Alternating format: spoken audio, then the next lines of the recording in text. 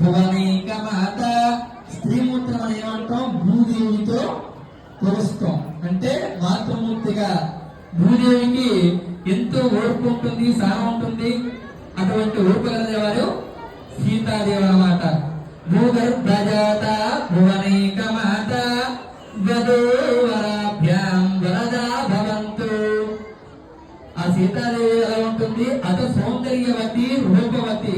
అటువంటి సీతాదేవిని జనక మహారాజు వారు తన పుత్రిగా స్వీకరించి తన రాజ్యంలో పెంచుకుంటూ ఉంటారు. అలా కొంతకాలం గడిచిన తర్వాత సీతాదేవికి యుక్త వయసు వస్తుంది.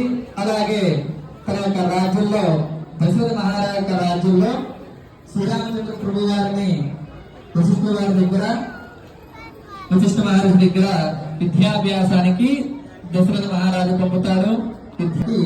కళ్యాణం అంటే వివాహం చేద్దామని చెప్పి దశరథ మహారాజు అనుకుంటారు. ఇంతలోనే వశిష్ఠ వారు చెప్తారు, పలానా యొక్క రాజ్యంలో మిథిలా నగరంలో ఇలాగ జనక మహారాజు వారు